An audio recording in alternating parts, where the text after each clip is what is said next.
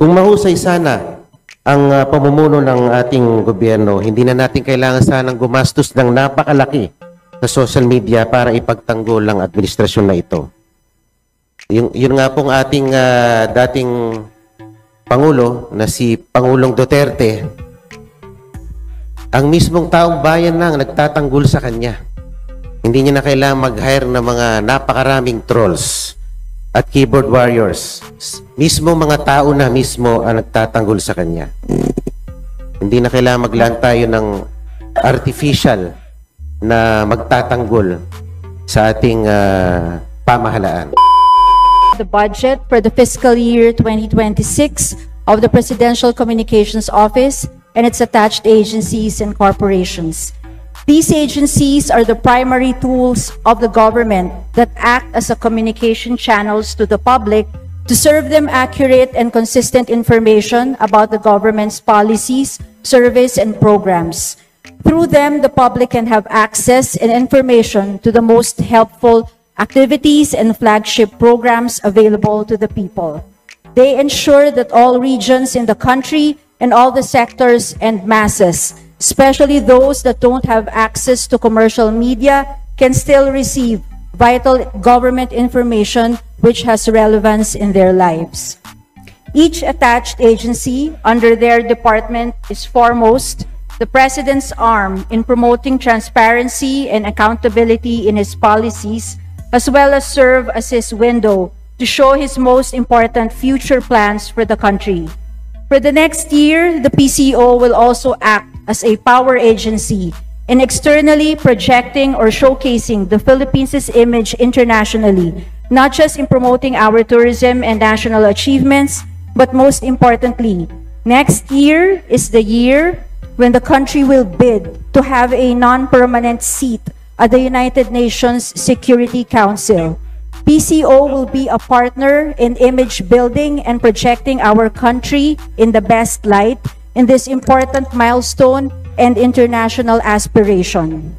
The budget of PCO and its attached agencies of 2,808,712,000 is a minuscule portion of the entire budget of the national government, as it constitutes only 0.04% of the total proposed budget for the fiscal year 2026. However small the percentage of their budget share, the PCO nonetheless faces an enormous task of keeping the 116 Filipinos accurately, properly, and constantly informed and updated of what the government is doing for them, how the government is dealing with numerous issues that are affecting their lives and their communities. It is said that a healthy democracy depends on an informed public. And the PCO, under the stewardship of Secretary Dave Gomez, will focus on what he calls the 3 Ps minus 1, which is the policies and programs of the President minus the politics. PCO will make sure that major policies and programs of the government are made known, understood, and appreciated by the Filipino people so that the entire government can earn and keep their most important trust and confidence. Thank you, Madam Speaker, honorable colleagues. I am now ready to answer all the questions pertaining to the budget of the Presidential Communications Office and its attached agencies and corporations. Majority Leader.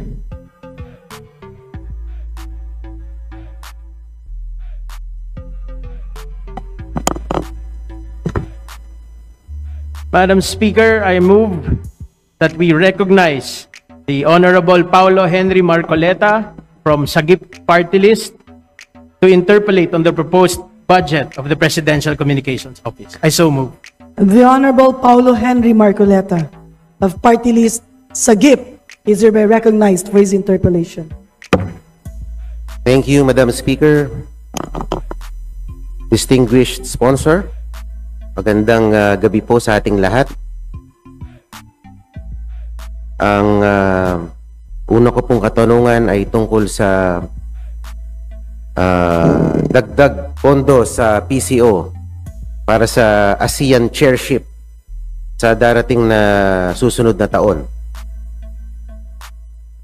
17.5 billion pesos is earmarked for the Philippine hosting of ASEAN in 2026.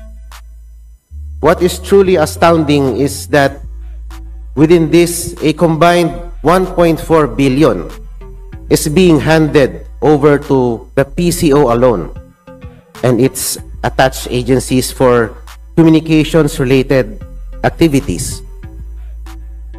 To be more detailed, 553.7 million pesos will go to PCO proper and 807.9 million pesos for RTVM, and the rest are scattered among your other offices. Yung 1.4 billion po na ito na hinihingi ng PCO ay mas malaki pa sa entire annual budget ng karamihan ng mga departamento ng ating gobyerno. Paano po natin ito madedepensahan? Itong kung communications lamang for a year-long summit, bakit to makakapag buo ng halaga na bakit ito gugugol ika nga ng 1.4 billion pesos? Kung communications lamang ang trabaho ng PCO.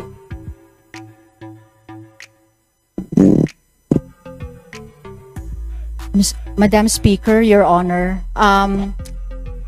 nakalagay po sa nakalodge po sa Office of the President yung pangkabuoang budget for the ASEAN. So ang PCO po, dahil this is national pride in a way, we can't be put in a bad light. Andito po yung sa ASEAN po, there will be a lot of projecting our country externally on why we deserve to be nominated and elected also sa UN Security Council. So hindi rin naman po tayo po pwedeng masyadong salat ang ating presentation. And also the advertising rates po ngayon, we can provide the advertising rates for TV, for the billboards, for the radios. Lahat naman po yan naka-detail dahil mahabaan po yung ating, hindi lang po yung on the specific date but before, during, and after. Marami po yan mga paggagastusan po sa mga advertising and consulting services po. Ngunit yung pong ASEAN ay nakalatag na rin sa budget ng Office of the President. Meron na ring budget counterpart ang DOT, ang DFA. So itong binabanggit kong 1.4 billion is for PCO alone. Hindi ko alam, hindi ko po maintindihan kung paano nyo po susunugin itong ganitong halaga. Kung communications lamang ang ambag ng PCO para ika nga maipromote itong ASEAN Summit na ito. Marami rin po, Madam Speaker, Your Honor. Marami din po, hindi lang po purely advertising expenses. Naka-itemize naman po, may training expenses, may consultancy expenses, communication expenses po, representation expenses, and also we need to produce in-house marketing content materials to showcase in certain international roadshows po. And marami pong materials na kakailanganin po during all this time, Your Honor. Thank you, Madam Speaker, Madam Sponsor. Nabanggit niyo po kanina, kailangan we should be able to project nicely before the international audience. Kaya lang po, we are being hounded by the biggest news that's been proliferating for the past few months. Ito nga pong issue ng corruption dito sa ating flood control projects, na kung saan pati yata yung mga creditors natin, pati yung mga nagpapautang sa atin ay umurong na. Parang isang bangko sa Korea ay huminto na sa atin. Hindi na yata tayo papautangin dahil sa rampant corruption. Itong imahe ng ating gobyerno na hindi maganda, kumbaga. Ano ang naging role ng PCO para pabanguhin ang imahe ng gobyerno natin insofar as we are operating under a backdrop of a flood control scam to the tune of 545 billion hanggang 1 trillion pesos. Madam Speaker, Your Honor, siguro naman po mas lalong mahirap kapag dumating ang sa isang taon na wala man lang tayong konting presentasyon, at least in the cultural side. Kaya doon po ay talagang magko-concentrate po tayo sa ating mga national achievements in terms of culture and yung ating mga sa iba-ibang mga products po sa iba-ibang mga regions. Syempre po, kailangan din natin ipresenta ang sariling bansa natin in the best light without highlighting what we are now experiencing po. So, mas lalong mahirap naman po kapag hindi rin naman tayo kahit papano maghahanda in terms of at least public relations.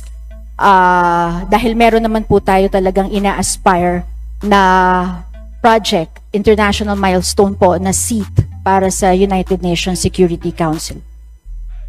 Hindi po ba dapat ang mag-spearhead nitong ASEAN Summit na ito ay ang DFA? Yung sinasabi niyong pagpapaganda ng pagpapalawig ng PR in public relations, hindi po dapat silang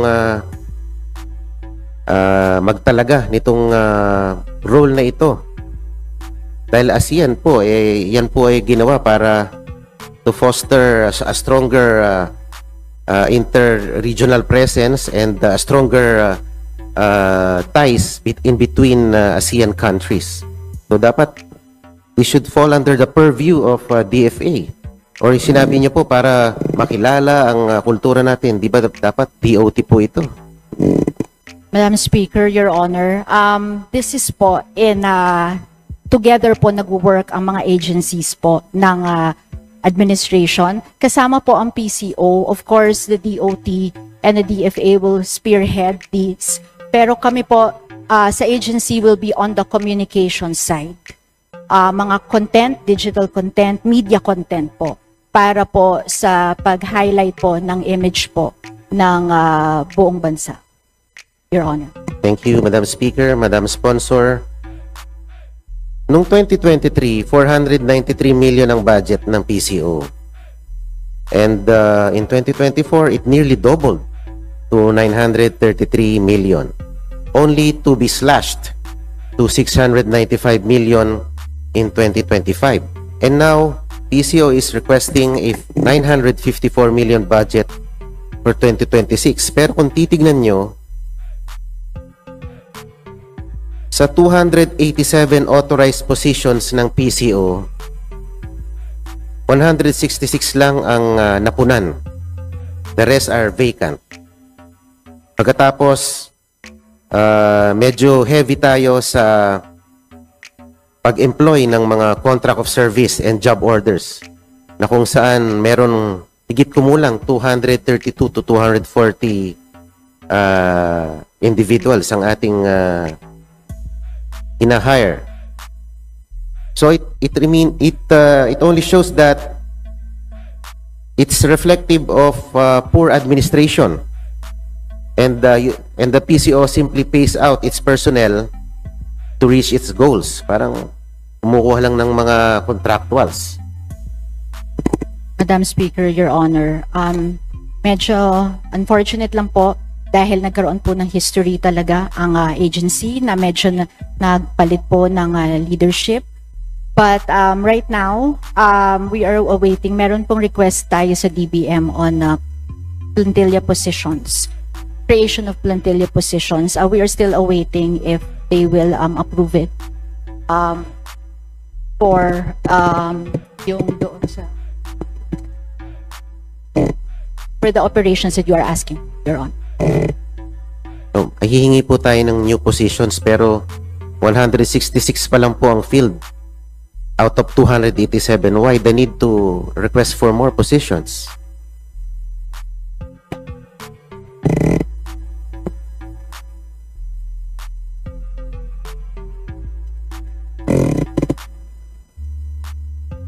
Motion to suspend, Deputy Speaker. Motion to... Session suspended. The idea is mabawasan po yung mga contract of service po. That's why hindi pa ho na-fulfill. We are still awaiting. Tsaka hindi ho match yung mga positions po doon sa mga tao po dahil meron po yung akmang mga qualifications. Okay. During the budget hearing for the PCO, sinabi ko baka yung GAO na yan, GAOs na yan pati yung contract of service personnel, ayan yung mga keyboard warriors ng PCO na madiin naman na itinanggi ng ating secretary. Pero ngayon ay nananatiling mahiwaga sa akin dahil sa aking paniniwala, itong mga job order na ito at mga contract of service ay ginagamit talaga na keyboard warriors para mag-react at mag-comment ng maganda sa mga social media platforms ng administrasyon. Madam Speaker, Your Honor, kahit tingnan niyo po ang budget ng PCO, wala po kayo makikita per line na ganyan po na for keyboard warriors. Lahat po, we still contend that kung ano man po ang nakikitang mga likes, these are organic likers po sa mga social media. Wala rin pong ginagamit ng mga reactors. Alam niyo naman po ngayon, masyadong mainit po ang social media. Kung sa presidente po, sa PCO, marami pa rin naman pong masasabi akong loyalists or talagang nagmamahal po sa ating presidente at naniniwala po sa kanyang administrasyon. So, hindi po yun mga likers po o mga parang reactors po na ginagamit. Machi-check niyo po yan sa item. Wala pong ganyan po sa sinasabi niyong mga reactors po, Your Honor. Kayo po ba'y sigurado dyan na distinguished sponsor? Madam Speaker. Madam Speaker, Your Honor, yes po. Your Honor. Sapagkat meron po akong nakausap na nagtatrabaho dyan na bukod pa po sa kanyang 7,000 a month allowance, meron po siyang 500 pesos load allowance, and if their post reach a certain virality, meron pong platform specific bonuses na matatanggap yung mga creators natin at mga warriors. Let me read to you. Pag ang TikTok content po natin has reached 500,000 views, meron po siyang incentive na matatanggap na additional 5,000 pesos. Pag umabot naman ng 1 million views ang TikTok content niya, meron na namang dagdag na 5,000 piso. Sa Facebook, for write-ups and art cards, pag umabot ng 500 shares yung art card mo, meron kang additional 5,000 pesos incentive. For video content, pag umabot ng 500,000 views with 500 shares, meron ka na namang tumataginting na 5,000 piso na pabuya o reward. Sa YouTube naman, maka 300,000 views ka lang, meron ka na namang additional 5,000 pesos na gantimpala. At bukod sa yung 500 peso na allowance sa internet or yung prepaid load nila or whatsoever. Madam Speaker, Your Honor, sinubmit na po namin as requested nung committee hearing. Yan din po ang request nyo, Your Honor, para makita kung ano po specifically ang trabaho ng lahat po ng mga nakapasok po sa Presidential Communications Office. At wala po talaga. We really confirm wala pong mga ganyan, and masyado pong malaki po ang budget na kakailanganin kung idadagdag pa yan. Sa katunayan po, kulang pa nga po ang meron pong karagdagan pa hong budget sana, kaso hindi na po nag-request. So kung idadagdag pa ho yan, mathematically, kumbaga po, ay talagang hindi naman ho kakasyang budget kung meron pang mga ganyang mga incentives po ang mga empleyado po doon sa sinasabi niyo po. Madali naman po kasi magsabi na nakapasok po ako sa ganitong ahensya, ganito ho ang trabaho ko, ganito ang sweldo ko. Pero sinabit na ho namin kasi, as your request, Your Honor, yung lahat po ng kontrata and job descriptions of all the people na nakapasok po sa PCO po, Your Yung Honor. pong 200, thank you, Madam Speaker, distinguished sponsor. Yung pong 242 na contract of service at JOs na yan, lahat po yan are housed inside the PCO building? Madam Speaker, Your Honor, yes, Your Honor. Gaano po kalaki yung building ng PCO? Nakapunta na po ako doon, Your Honor. Hindi naman po mga 4-story, hindi naman po mga 5-story, but actually, kaya po nila. They are comfortably there. Hindi po siya gaanong kalawag, pero hindi naman po siya ganun kalaki. It can house It can the house 240. 242. Yes, Your Honor. Sa tingin ko naman po, hindi magkakaproblema ang PCO in terms of budgeting. Dahil ako rin po ay nakatanggap ng impormasyon na buwan-buwan kayo rin po ay nakakatanggap ng mga assistance from different offices. Totoo po ba na meron kayong natatanggap na 5 million buwan-buwan from PCSO? Madam Speaker, Your Honor, wala po ang natatanggap ang agency na 5 million from PCSO po, Your Honor. 5 million buwan-buwan po ito Wala po, Your Honor. At bukod pa po dyan, meron pa po kayong natatanggap na 10 million pesos kada buwan from the Office of the First Lady. Madam Speaker, Your Honor, PCO denies that they receive such amount from the Office of the First Lady, Your Honor. At bukod pa po dyan, di pa po tayo natatapos. Meron pa pong 10 million every month na binibigay sa PCO from the Office of the Executive Secretary. Madam Speaker, Your Honor, again, the PCO denies receiving such amount from the Office of the Executive Secretary. Meron din pong nakapagsabi sa akin na meron kayong napakalaking vault sa PCO na lalagyan ng pera.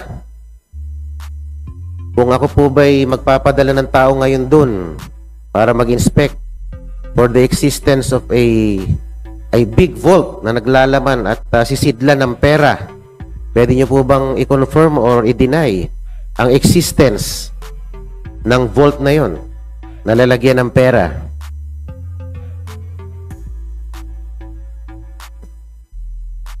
Madam Speaker, Your Honor, there is a small vault for the cash section for the immediate needs, but it's not an extraordinarily big, like a bank vault type of vault, Your Honor. Kasi po dun daw sa vault na yun, dun tinatanggap yung mga bonuses ng mga keyboard warriors, ng mga vloggers natin na who have reached a certain virality. Dun sila sumasahod.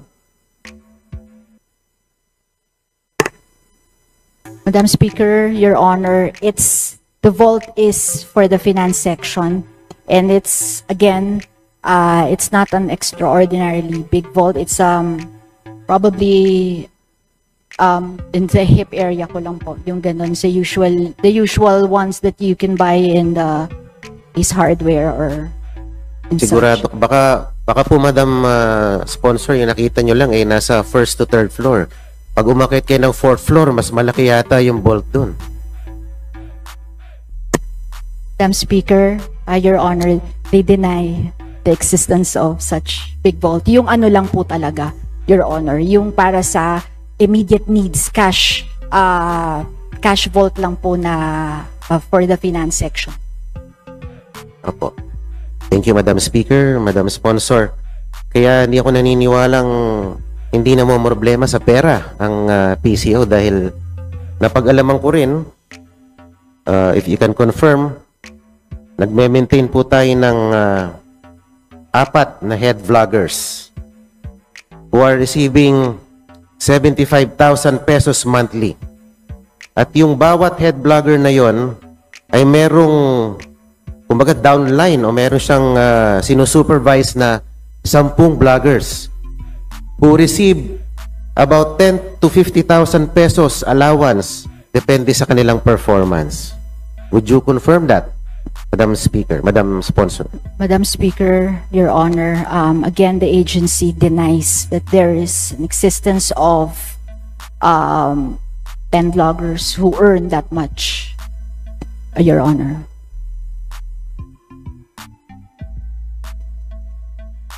Ito po kasing mga nakaraang araw, meron pong lumabas na news item na yun daw pong nanay ko di umano ay konektado sa mga diskayas. Isang report ng isang news channel. At tinignan po namin yung analytics. Talagang binuboost yung item na yun, yung news item na yun. Talagang funds were heavily poured on that news item. At ito naman po ay pinick up ng mga vlogger para po ipakalat ang maling istorya na yon. Kaya po naniniwala po ako na napakalaking pera ang ibinubuhos dito sa departamentong ito para kalabanin ang mga kritiko ng administrasyon. Madam Speaker, Your Honor, if I may say, ang nanay niyo po ay teacher ko nung grade 4 po ako sa Filipino, sa Marinol po. And I can vouch for Ma'am Edna's integrity, no? And yung binuboost po na napapansin nyo, hindi po galing at least on the PCO's end. Wala po talagang mga nakaganon na trabaho, gumagawa ng trabaho na hired ang PCO to boost such vlogs or to boost propaganda po like yung sinasabi niyo po. Opo, ma'am, kayo pala ay estudyante. Pero ma'am, sana hindi kayo naiinis sa akin habang kayo ay dumedepensa sa budget ng PCO. Tayo naman po ay gumaganap lang naman sa ating tungkulin. Ayan.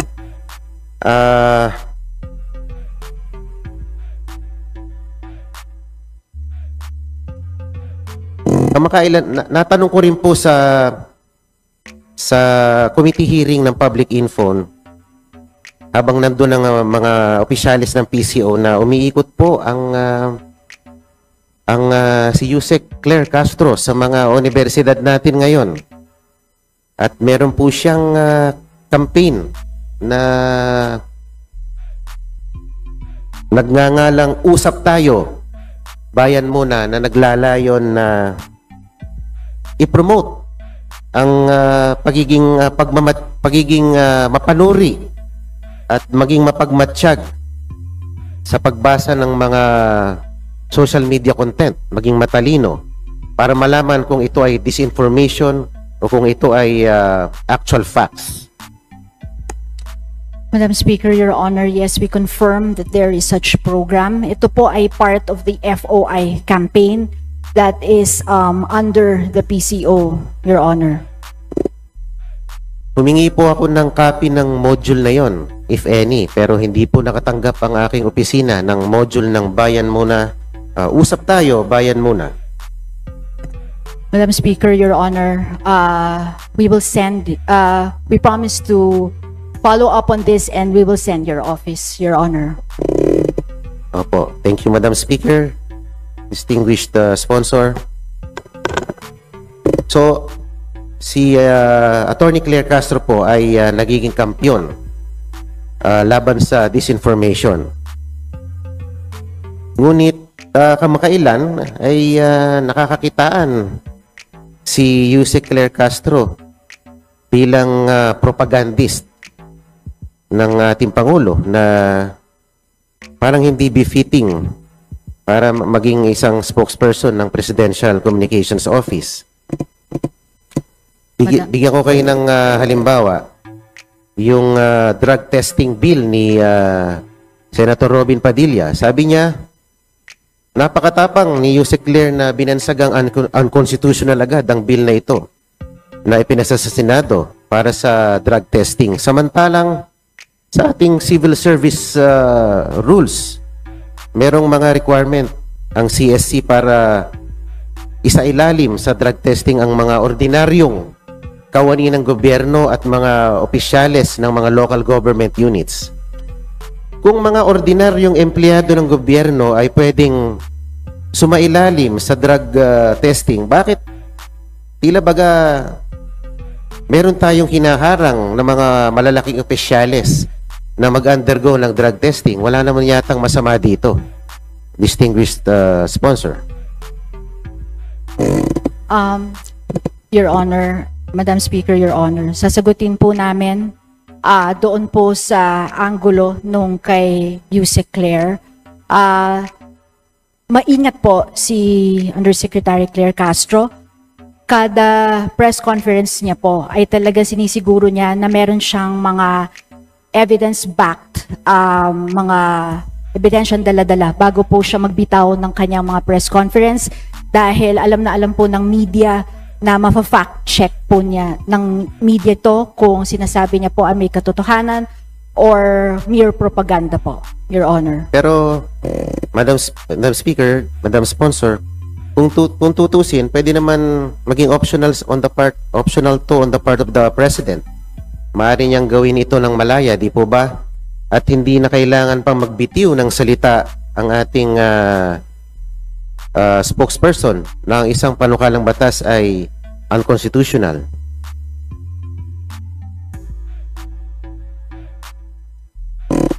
Madam Speaker, Your Honor, are you referring, Your Honor, to can you repeat again, Your Honor? You're referring to Ang ibig pong sabihin, Madam Sponsor, hindi po kailangan bansagan agad na unconstitutional ang panukalang ito ng ating butihing senador. Sapagkat malaya naman ang ating presidente na magsagawa ng drug testing without outrightly saying na unconstitutional kagad ito. Itong panukalang batas, pwede naman niyang paunlakan itong mungkahi ng ating senador. Madam Speaker, Your Honor, ako po ay hindi abogado, ngunit ang asawa ko ay abogado. Tinanong ko na po yan. Sa ngayon po, unconstitutional po kasi talaga ang kapag parang voluntary po ang drug testing. Hindi naman po yan parang persado na lahat kailangan mag-undergo, Your Honor. Hindi persado. If I may add, hindi rin po pinipigilan ng PCO or kahit nino man po ang pagsulong ng any member of Congress sa ganitong mga panukalang batas kung kailangan in the future, Your Honor. Ngunit sa ganong terminology, parang ating binabara na agad at dinedepensa ng ating Pangulo. Anyway, isa pa, sinabi rin po niya na ang Pangulong BBM was not the first to expose corruption in infrastructure projects. On September 3, sabi ni Yusek Claire, he hit former President Rodrigo Duterte with the criticism that VP Sara would have investigated ghost projects even during the former president's term. Pero lumalabas sa mga dating press conference ni PRRD na kinall out niya rin ang DPWH na merong rampant corruption, lalong-lalo na yung mga ghost projects. Gentle reminder for distinguished colleague from Sagip Party List, please wind up. Madam Chair, napansin ko po yung oras ko na habang sumasagot po ang Madam Sponsor, hindi po humihinto yung oras ko. May I request for a 5-minute extension kasi hindi po humihinto yung oras ko. Based on our rules, the answer of the sponsor is included in the time allotted. We have 3 more interpellators, and we have 4 more agencies. With the indulgence of our good colleague, we have given you 32 minutes and 24 seconds. Madam, The distinguished gentleman is given an extension of 1 minute. Please proceed. Madam Speaker, yung pong ating kasama, si Honorable Tino, naka 37 minutes po. Bawat ahensya. Sana naman po mabigyan lang ako ng kahit 5 minuto. With your kind indulgence, Madam Speaker. With the indulgence of our colleagues from the minority and the majority, we are giving you an additional 2 minutes extension. Please Thank you po. proceed. Let me just wind up with a manifestation. Ngayon po lumalabas na nagkakaroon ng optics versus reality. Ang nagiging pangunahing trabaho na lang ng PCO ay pabanguhin ang imahe ng ating administrasyon sa gitna ng mga iskandalo na talagang nakakarimaryo kung tutuusin. At hindi ko alam kung nagiging epektibo sila sa kanilang mandato para depensa ng ating Pangulo.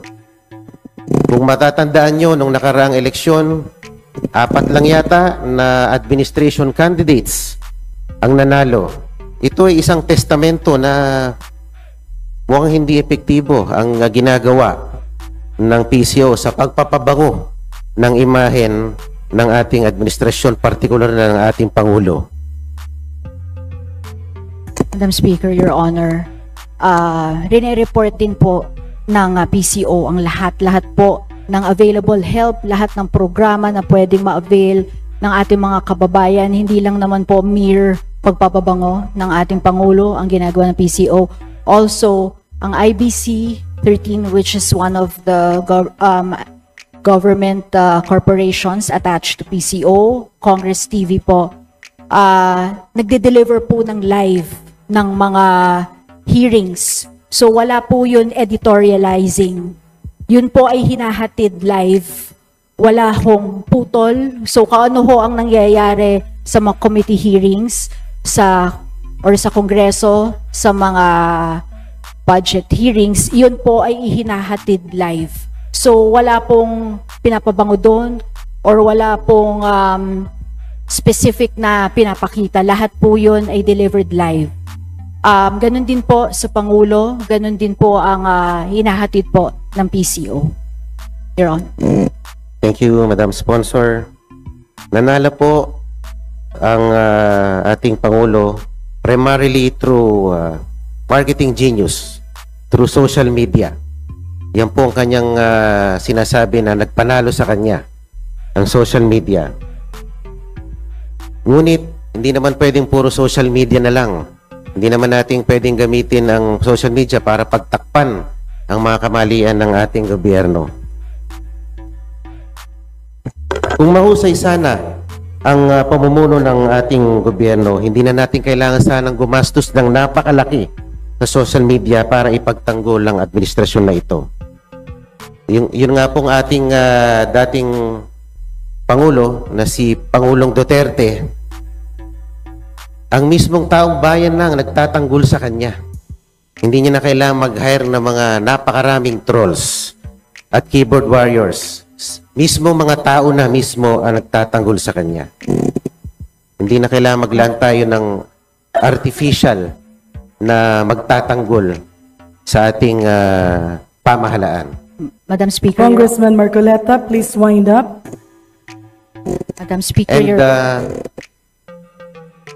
Madam Speaker, Your Honor, first of all, we affirm that there are no keyboard warriors under the job description of PCO. Wala pong ganon na naka-hire ngayon.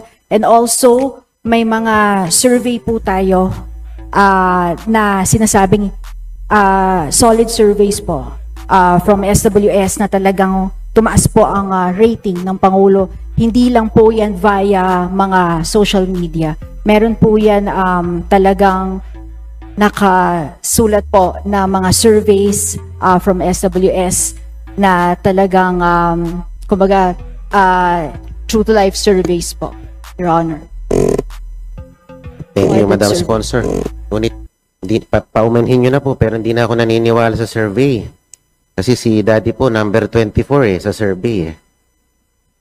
Anyway, let me end my interpellation to continually object to the proposals of the PCO proper, finding that it has not sufficiently shown prudent and wise spending in the past fiscal year. Again, I respectfully recommend that the budget of the PCO proper be reduced in favor of the other attached agencies.